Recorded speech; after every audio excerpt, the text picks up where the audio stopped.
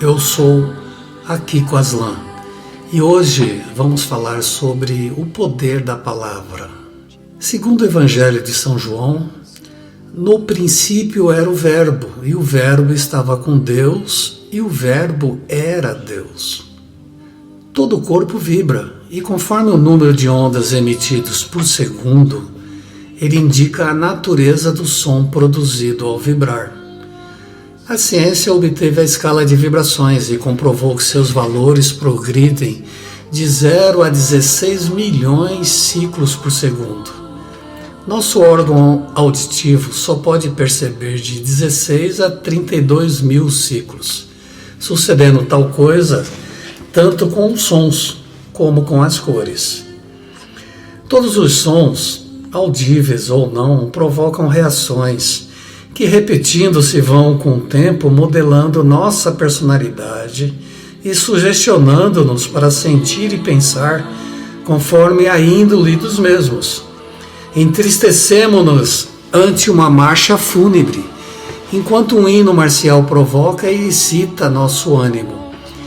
Isto demonstra, conforme já comprovado, que o som afeta, provoca e ativa reações químicas, exercendo certa influência em nosso organismo e moldando nossa personalidade. Todos os corpos são sensíveis às vibrações sonoras e todos têm capacidade para gerá-las e de ser afetados por elas. Mais ainda, cada letra do alfabeto forma, ao ser vocalizada, um conjunto diferente da outra e segundo o som com que é pronunciada. Tudo isso justifica cientificamente a influência do som sobre a matéria. Todo o corpo tem a propriedade de gerar e produzir frequências que se harmonizam com seu próprio sistema vibratório. Todo som atua com suas vibrações sobre os demais corpos. O som afeta o ordenamento molecular. O som influi nos processos físico-químicos. O som modela as formas geométricas. O som provoca fenômenos de atração e repulsão. O som influi na coesão orgânica da matéria. O ser humano está composto de 200 quintilhões de células, cada uma delas apresentando citoplasma e núcleo respectivos. Cada célula é um círculo ressonante e os 200 quintilhões de cada indivíduo, com todas as frequências oscilatórias, obedecem e determinam suas reações pelo princípio do pensamento-vibração. Em cada ser há a mente, e uma mente em cada célula ou partícula. Cada mente cumpre uma finalidade distinta, através das funções que são próprias de seu organismo. Porém, os 200 quintilhões de mentes que constituem a unidade do nosso ser obedecem todas a uma mesma e única inteligência, vibrando todas ao som do nosso verbo. Existe uma lenda que afirma haver existido um tempo em que o homem possuía uma palavra mágica, que, uma vez pronunciada, tinha o poder de realizar fenômenos maravilhosos, tais como causar invisibilidade, obter um tapete mágico para o transporte a lugares distantes, conferir saúde, multiplicar forças, conhecer o oculto e o manifesto e obter tudo que o coração deseja. O homem de hoje, contudo, esqueceu-se da forma de pronunciar essa palavra, a partir do momento em que sua cobiça fê-lo afastar-se do bom uso que tal poder concedia. Essa palavra é hoje conhecida como a palavra perdida.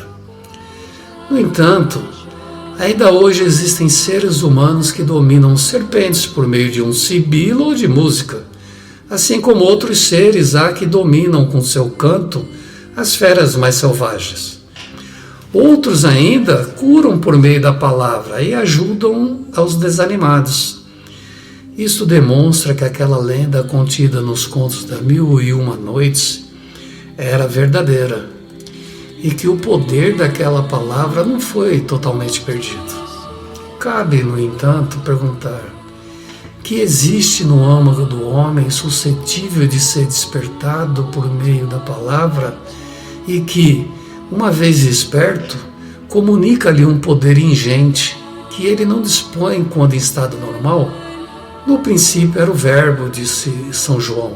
É absolutamente certo que o Verbo, em virtude da ressonância universal, tenha a propriedade de despertar o que está latente num ser, e que, uma vez emitido, certos sons ponham em vibração, também por ressonância, os poderes ocultos no âmago de nosso subconsciente. Esta é a magia do Verbo, através da qual todas as coisas foram feitas.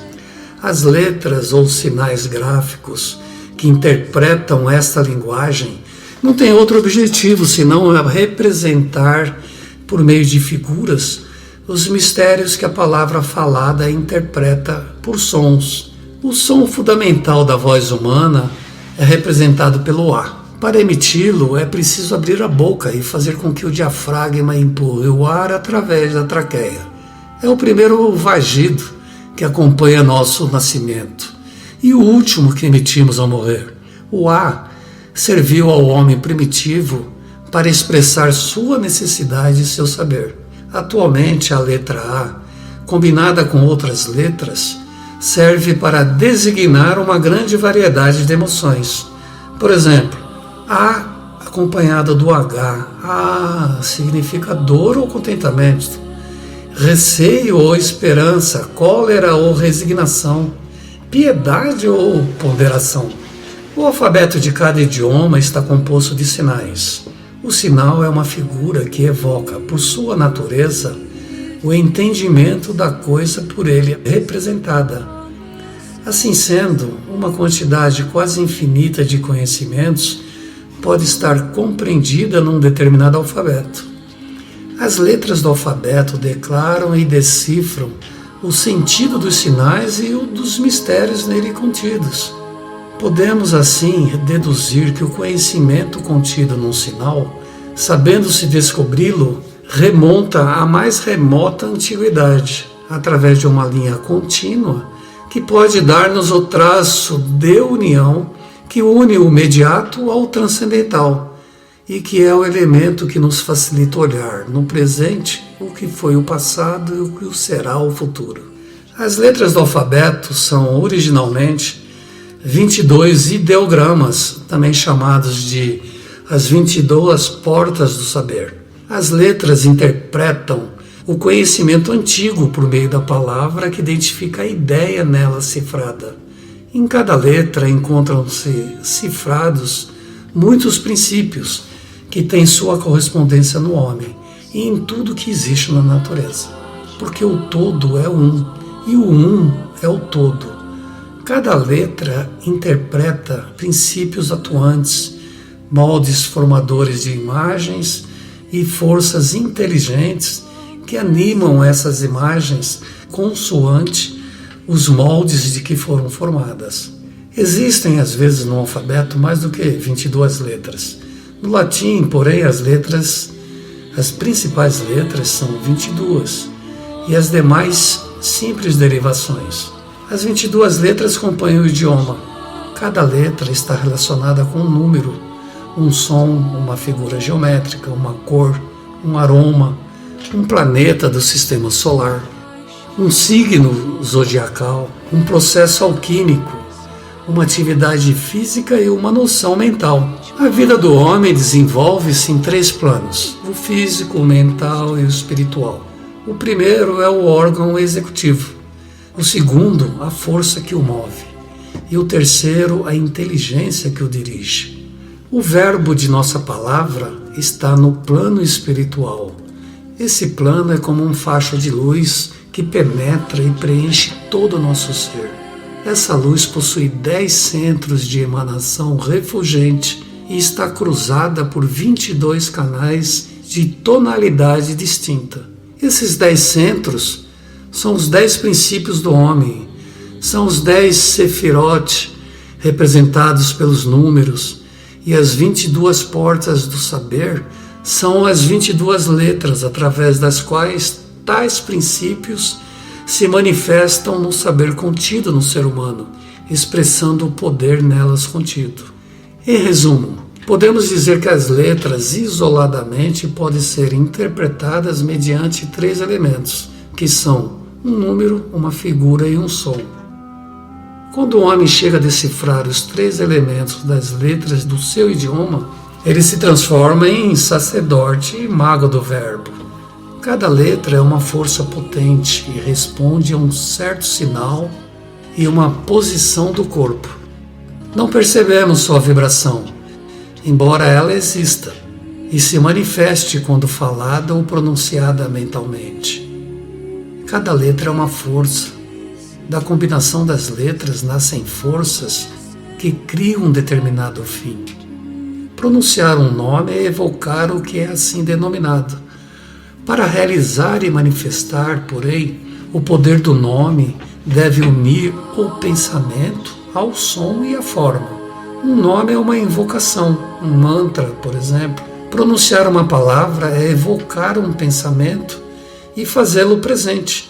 Cada nome contém um mistério, um atributo a que se refere, uma virtude e uma inteligência. As vogais são a alma da linguagem, são o molde em que se esvaziam os elementos materiais do som. As consoantes são o corpo da linguagem. As vogais relacionam-se com o plano mental, as consoantes com o plano físico e os pensamentos com o espiritual. O pensamento é o primeiro elemento do íntimo, é sua potência criadora, é o Pai criador do céu e da terra. A vogal é o pensamento que chegou a ser uma ideia fixa e definitiva na mente do homem, que converte em força ativa e cristaliza-se no mundo físico. A consoante é o corpo ou mundo físico, aonde se manifestam o pensamento e o verbo. Todo verbo, som, influi primeiramente no corpo de quem o emitiu, para depois chegar a seu objetivo externo. Temos de prestar contas pelas palavras inúteis, como disse Jesus. Falamos anteriormente da palavra perdida. Disse perdida porque são raríssimos, hoje em dia, os que a conhecem e sabem empregá-la. Nessa palavra reside o segredo do tom que mora na vibração por meio da respiração. Nesse tom, materializado em vocalização, estão a vida e a ação, porque toda vida é ação e toda ação é vida. Falar é criar. Tal é o objetivo da oração. Mas que é oração? A quem se dirige a oração? Para que serve a oração? Orar significa falar. Oração é discurso, rogo, súplica. Em gramática, define-se como um conjunto de palavras que expressam um conjunto cabal. Oração, portanto, é uma invocação ou uma chamada a alguém para auxiliar, feita através da palavra ou verbo, sendo a palavra um conjunto de vários sons. Mas a quem devemos invocar? A Deus? Precisaria Deus de um conjunto de palavras fabricados para conceder o que o homem pede? Acho que não. Respeitamos todas as crenças e religiões, mas não podemos aceitar o absurdo. Deus conhece nossas necessidades, como conhece a dos lírios do campo e das aves do céu. Não é preciso que digamos a Deus que cure João ou José do mal que padeçam, só porque são pais de 5 filhos, porque são pobres coitados, etc. Ou que afaste deles uma enfermidade, tal e tal. Ou rogar-lhe para salvar a alma daquele que morreu ontem, etc. Então, o que é oração e para que serve? A oração é a vocalização de uma ou mais palavras que saem, por necessidade do coração, para produzir, por meio da ondulação do tom, um efeito em nosso organismo ou dos demais seres. As letras são nomes de entidades divinas que afetam essas vibrações e ondulações de que precisamos por meio da aspiração e da respiração. Até o suspiro é uma oração. Até o sibilo é uma oração que eleva a mente a certo grau em que a percepção espiritual é mais intensa. As palavras sagradas que produzem tais efeitos, os yogis deram o nome de mantras. Essas palavras criam por meio do ritmo e da nota-chave de cada pessoa. O íntimo, de acordo com nossos pensamentos e aspirações puras, pode dar-nos a verdadeira pronúncia das palavras sagradas. Ouvimos por dia pelo menos 10 pessoas que nos saúdam com estas palavras bom dia. Elas, no entanto, não produzem em nós o mesmo efeito e às vezes preferimos que não nos saúdem, a fim de que não escutemos o tom de certa voz. Disto deduzimos que a pessoa deve, antes de tudo, purificar seus pensamentos e seus sentimentos nefastos e comparecer ante o altar do interno para orar ao Pai ou ao íntimo, como ensinou Jesus. Céu e homem falam, mas o verbo do homem Deus cria por meio da energia vibratória. Cada letra pronunciada vibra dentro e fora de nós. Cada um de nós é um logos que pode manifestar sua força, criando o seu próprio ambiente. O logos é um som potencial, latente, insonoro, mas que pode manifestar-se em som audível. Cada letra é uma força. Da combinação das letras, a ação se manifesta na direção de um objetivo determinado. Pronunciar o nome de um ser é atrair a esse ser pela sua evocação. Cada palavra deve ser lançada pelo pensamento, porque o Logos representa a palavra e o pensamento unidos. Devemos prestar contas a nosso íntimo pelas palavras inúteis, porque o som da palavra percorre primeiro o nosso organismo inteiro, estampando suas vibrações boas ou más, antes de ganhar o espaço e invadir a criação. Ao pronunciar uma palavra é evocar um pensamento e fazê-lo presente. O poder magnético da palavra humana é o começo de todas as manifestações do mundo oculto.